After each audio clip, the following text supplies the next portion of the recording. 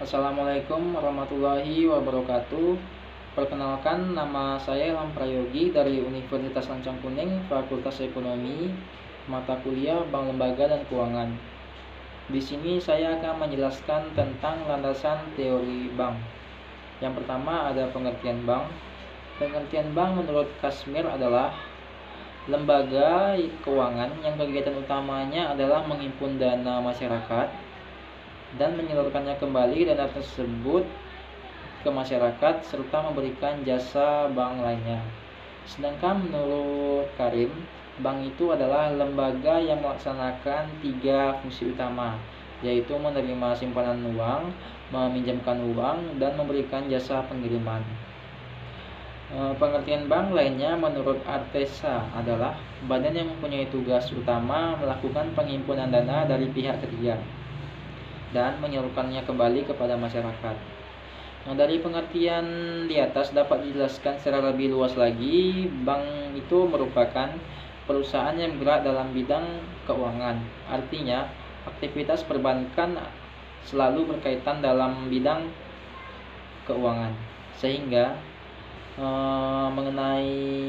berbicara mengenai bank tidak terlepas dari masalah keuangan. Yang kedua itu ada fungsi bank. Secara umum fungsi utama bank itu adalah menghimpun dana dari masyarakat dan menyalurkannya kembali kepada masyarakat untuk berbagai tujuan. Menurut Toto dan Sigit, fungsi bank secara lebih spesifik dapat dibedakan menjadi 3. Itu ada yang pertama ada agent of trust. Dasar utama kegiatan perbankan adalah kepercayaan baik dalam hal penghimpunan dan penyaluran dana. Yang kedua ada agent of development, itu kegiatan perekonomian masyarakat di sektor moneter dan di sektor real. Ini tidak dapat dipisahkan. Yang ketiga ada agent of service, jasa yang ditawarkan bank erat kaitannya dengan kegiatan perekonomian masyarakat secara umum. Jasa ini antara lain berupa jasa pengiriman uang, penitipan barang berharga, pembelian jaminan bank, dan penyelesaian tagihan. Yang ketiga ada jenis-jenis bank. Dalam praktik perbankan di Indonesia saat ini terdapat beberapa jenis perbankan yang diatur dalam Undang-Undang Perbankan.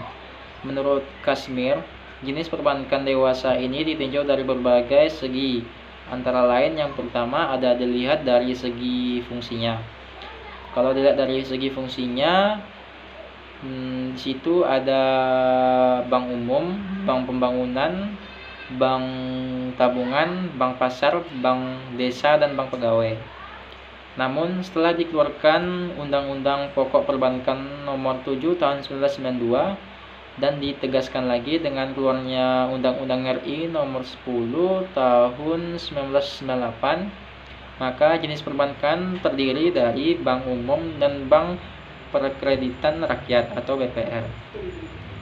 Yang kedua dilihat dari segi kepemilikannya. Ditinjau dari segi kepemilikan, maksudnya adalah siapa saja yang memiliki bank tersebut. Kepemilikan ini dapat dilihat dari akte pendirian dan penguasaan saham yang dimiliki hak yang bersangkutan. Jenis bank yang dilihat dari segi kepemilikan ini adalah yang pertama ada bank milik pemerintah, yang kedua ada bank milik swasta nasional, yang ketiga ada bank milik koperasi, yang keempat ada bank milik asing, dan yang kelima ada bank milik campuran.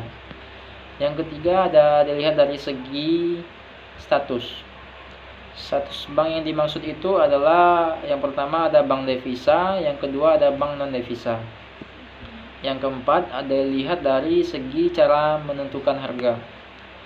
Bank yang pertama itu ada bank yang berdasarkan prinsip konvensional, yang kedua ada bank yang berdasarkan prinsip syariah, yang keempat ada sumber-sumber dana bank. Pengertian sumber-sumber dana bank menurut Asibuan, sumber dana bank itu adalah sejumlah uang yang dimiliki dan dikuasai suatu bank dalam kegiatan operasionalnya. Dana bank itu terdiri dari atas dari dana modal sendiri dan dana asing. Sedangkan menurut Lukman, pengertian dana bank adalah uang tunai yang dimiliki bank ataupun aktiva lancar yang dikuasai bank dan setiap waktu dapat diuangkan. Menurut Kasmir, sumber-sumber dana bank itu adalah usaha bank dalam memperoleh dana dalam rangka membiayai kegiatan operasinya. Ada juga jenis-jenis sumber-sumber dana bank, yaitu yang pertama ada dana yang bersumber dari bank itu sendiri atau sering disebut dengan pihak pertama. Yang kedua ada dana yang bersumber dari pihak luar, itu sering disebut dengan pihak kedua. Yang ketiga ada dana yang bersumber dari masyarakat luas atau sering juga disebut dengan pihak ketiga. Dari ketiga dana tersebut yang merupakan sumber dana utama bank berasal dari dana masyarakat yang terdiri dari 3 jenis, itu ada tabungan, deposito, dan giro. Terus ada fungsi sumber dana bagi bank. Fungsi sumber dana bagi bank itu yaitu yang pertama ada sebagai alat pembayaran kegiatan usaha, yang kedua dana berfungsi sebagai likuiditas bank, yang ketiga sebagai tolak ukur kepercayaan masyarakat terhadap bank yang bersangkutan. Terus ada jenis-jenis sumber dana bank. Adapun jenis-jenis sumber dana bank, yang pertama ada dana modal sendiri, yang kedua ada dana dari pihak luar, yang ketiga ada dana dari masyarakat. Untuk dana dari masyarakat terdiri dari 3 jenis lagi. Yang pertama ada simpanan tabungan, yang kedua ada deposito, yang ketiga ada giro. Yang kelima ada faktor-faktor yang mempengaruhi jumlah dana masyarakat. Yang pertama itu ada tingkat suku bunga. Yang kedua itu ada tingkat inflasi. Yang ketiga itu ada kegiatan pemerintah di daerah. Yang keempat itu ada lokasi kantor bank. Yang kelima ada berbagai jasa yang diberikan. Yang keenam ada bentuk fisik. Yang ketujuh ada mutu pelayanan. Yang kedelapan ada bonafiditas dan reputasi bank. Yang kesembilan itu ada kepercayaan yang diperoleh baik dari nasabah maupun dari pemerintah. Itu saja yang bisa dapat saya sampaikan. Apabila ada kata-kata yang salah, mohon dimaafkan. Saya akhiri, wabillahi taufiq wal hidayah. Wassalamualaikum warahmatullahi wabarakatuh.